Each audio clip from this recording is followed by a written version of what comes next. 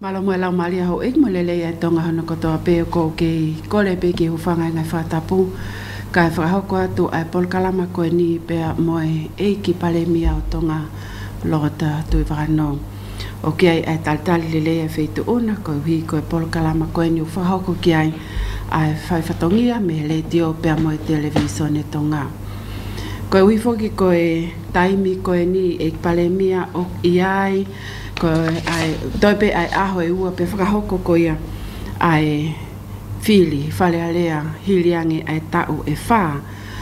o e tākikina pe mo e tofo he feitu una i whaunga pule anga lolotonga ko ia o tonga pe ia o mai koe ni ki he whakaose ose tau ko ia e wha tuku pe mua ke whakahoko atu ki he feitu una ko e ha o mea o whikau aki pe mo ngahi whatongia ko whakahoko mai i tau koe ni e wha mai teu koe ia ki he au whangatuku o e taimi koe ia. Malo. Mau apito anse, ka kole pe mo ke u whanga he tala whakatap ko tope o ku whawa whakat me he whama whareani, whama TV tonga. Kai whape mo ha lawe ki he kawenga pe mo whatongia ko na kita ki ai he tau koe ni e wha. Pero tui koe whakahistoria ia ki ho tau pureanga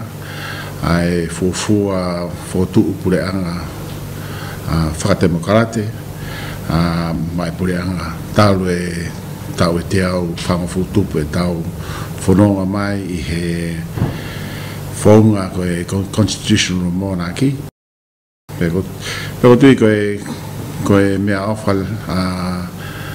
fungani ai tama ko sias tupo nima ko whanua ai tuku mai e whatongia ke whakalere he kakai ai hotau pureanga.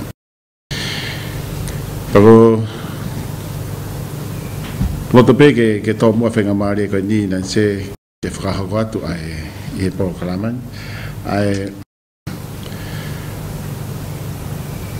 ngā au e ko malawa mai he pureanga peku whakatoka mai he pureanga lolotonga ai tau koe ni wha ko tau au sia peku mahina peke he motuani o toa pe foke a heua pe a whai ai whiri hono ua ai tau whaunga whakatemokarate koe ni o tau lolotonga lere ai. Koe te ulawe peke he ngahi mea kamata pe tau peke he mea whakapolitikare. O ko he koe ngahi mea au ton ke whai ai tokanga ki ai. Pai he taim tatau o ko whai pe ngā purenga ke whakalerei. He ko hi pe he utau loto. Ke hoko lerei ai tau whaunga pureanga whaou koe ni. Ko hi ke tau toi owa atu i ha tau behe te au ni mango furu ke owa dia he te au whanau goni ku tau. Ka i he taim ta tau o ko whimau pe ke whakalerei i he ai tau koni stutone hange pe koe ni nanse koe rangi kamata foke a pureanga na kai ke behe ke fou i ha whaunga o ku whanonga lere i pe ka kia ha ngahi wesi pa ka ngahi ngahi mea ke ne hanga o pehe o lele lei ka kohi ke tau tokanga nge pe ki he ke konga koe ni konstitutone ke he mea koe koe vote of no confidence me ose foke mahino koe ose mahina e taha walu pe au ata ke whai e mea koe vote of no confidence o koe whakaha loto ke tuku hifo ai panemia o e aho pe amohono pureanga i he whakahoko foke ai ngahi mea koe ni ko pehepe koe mea ngā au e lerei he kunehanga he mea ngā au e koe ni o fua tau ai whai totonu pea mo tātau whai hala aha ataki po e pureanga lolotonga. Papepe ko mea au sai. ka I he taimi tatau o tonu ke tau ngawe aki ai mea ngawe koe ni o ka pau o tau mao ai mo oni mea na e whakahoko whai hala po koe tai whai totonu pau tonu lewa ke tau ngawe aki ai mea ngawe koe ni ka I he tau whakahoko whoke e tau tolu mea ngawe koe ni mea pangape koe tau ko hiko tau raki pure angai ni ku tau lere ai pe na whakahoko mea koe ni ko hinga pe ki he anga e kusio ko fie ma o koe mawhai koe paka mea ia o whai tokanga ki ai pe na whai whakotutu ai pure anga ke whakalerei e mea koe ni pe na es whakahu ki he komiti lao ai pure anga pe na ikai ke whahanga aue. Ko hinga pe, koe pehe pe, koe mai whakotutu nai atu, ko mea ia elerei mai pure anga lolotonga. More ke mama o nanse koe ke anga pehe whakau. Ko whakau kau ke hinga ke whakalerei, he koe tafo ke ne ngai parparema o e Pasifiki. Paku tau ilo pe, tautou whehu aki mai ai ngahi take e Pasifiki. Ko hi pe koe whahinga whakau kau koe ni. Kai ke tau whakaamu ke pehe ho tau pureanga, ke tau tautou niriu aki I he taimi ko toa pe, ko hinga pe, ko fie ma o ha whahinga. Paka tai fie maare ha whahinga ki he pureanga lolotonga. Ka komea koe na e hoko, na e tuu, na e tuu ai whenga paanga, ma whenga ngai tokoni ke pureanga. Ko hinga pe, ko tai fie mahino aki mo e, ma kahi hoa ngawe, pero kai kai pureanga e hu mai ka ko mea na hoko na tu wai ngai ngawe lahi mai ngai tokoni na e amanaki ke whakahoko ki he whakahoko mai ke whanua pa ko e kai ke he na lere I he mahina toro pa pahalo ko e re koti tahaia o e vote of no confidence ha whahinga I he whanua ka tau whamaro I e peku o siate a ngai mea ko ia ka tonu pe ke to e whahasio ke ono whakalerei ai ngai mea koe ni pag mahino pe foki I he tu pehe koe hongo whanau fuke ua o nau o ki sai e nau lere mai ko haamoa ko hi he guai whaunga o nau ngā oiaki ko hi ke tata ofe whahinga whakau kau koe ni neon o lere mea ka koe mea ton e lava pe ke tau solo vai ngai mea koe ni pa ko whakampe koe ko pureanga e hoko mai ke na whakakau lere ngai mea koe ni ke ou ai tuu ai ngau e mai kakai mo e whanua kan he makatunga peia I he tau mea whaka politikare mo e tau liriu whaka politikare kai kehi pa koe ia ka koe neonga ngahi ko mea fua lere ia ai vote of no confidence ka ton ke tau ngau lere ia ki pega no uhinga lere ka koe ka mea pe ke ospe mai na tawaro pa whai tau vote of no confidence ko ka mea ia ke lere ke whakalere ka whanua po hapure anga pa koe ia koe tahai ngahi mea I he tau koe ne e wha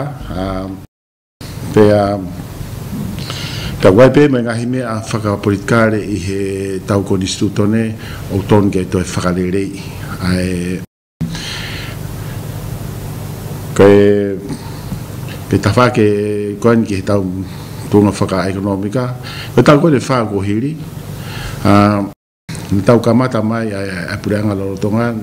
mea pango ko taimi na e tō lalo ai tunga whaka ekonomika ngai whanua lalahi o maamani ko hipe ka global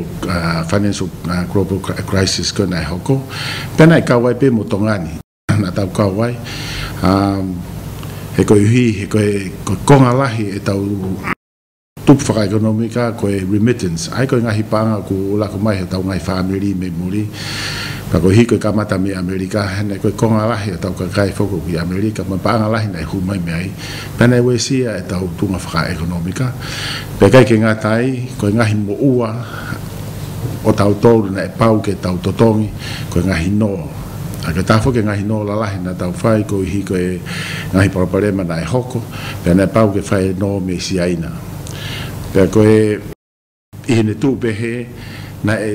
tau I he tunga whakatu tāmaki a pita. Pa koe advice, pa koe whare I koe me he IMF, pa koe World Bank, o kai ke ton ke tau to no pena makatunga le vai ai foto pe ai policy por nga ke tau to no ka tau fenga pe ke tau fenga a ki pe me panke ama mani pe nga hoa ngawe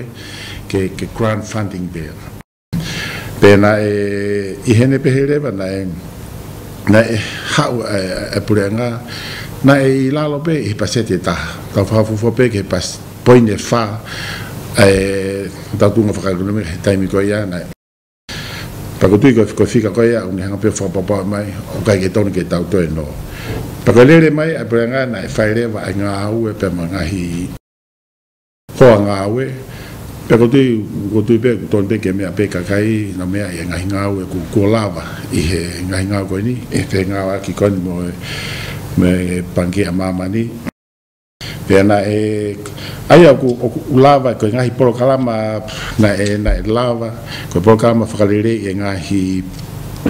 potunga pureanga ai ko restructure ko ho tau pureanga me he potunga waono o ali fiki potunga tahaua na toki mo me pe to fala ke taha kana ke tau hipe ka ke minister tahaua he ko tutun pe foki a lao pe quando restructure ko e pure anga na kai ke tu kata ki tu kana malava pe afenga aki pe mo ka u fare me he community a frahoko ngawe ko ni pe ko tui ko ngawe la hia he ko foki amanekina ko fenga ko ni o lauta kana ta malava pe foi ta o ko ia o whakarere nga hemea koe ni ko hi ko tuunga koe na tau iai na lava me porokalama wahe kautore kereka pea ko tui o ku I he tau nfoki ko te na te whaka kawat mo kautau whinoa ke kautau whiturima pea ku tau whakamalo ia nau kau mai ki he porokalama ko ia pea na lava foki me porokalama tokoni ke kau ngowe me toutai I foi taha miliona ku whake atu ke hi ke teke atunga a toutai pe me ngowe na lava pe me porokalama tokoni ke ngahi businessi iki pebe ke porokalama tokoni ke kau whaingata ia ko e porokalama ako ki hono ilo e whaunga ki hono whakasisi wesia kovi o e whidiriwa ki a ea o ku pakataha whokene ngahi issue lalahi I mamani pe ku ositari he United Nations ke nau e paanga tokoni ki he ngahi ngāo ko ni whenga mo e tolu piliona pero tui ko whakataha ko ni o whakahoku ki pares I he tau whoou tēne tōku whakaiki ki mai tau whakaamu pe ko e lava ke whakahoko ai ngai fi ma o tau kawa apito he whanua o wesia lahi apito I koe ngāo koe na whililiwa ka ea ko e lava me porokalama tokoni ki he taki mamata o ku whape whoke whengawa ki pia monusila I he mea koe ni papehepe ke porokalama tokoni ke koloa ngāohi I tongani pia kulahi apito e ngahi funky business tongani pia kulahi mai ngahi koloa o ku ngāohi ka koe hipe ka whengata ia whakapaanga pia tau whakampe o ku o wape ngahi whotutu ngāwe e puranga whai pia tau Amerikana pe e lava lere e ngahi porokalama koe ni papehepe me porokalama ke kau ngāwe e whakamea pakoia ko tahai ngai ngau ko lava pau ke ia pe mono ngai whakarere o ku hanga mai mi mui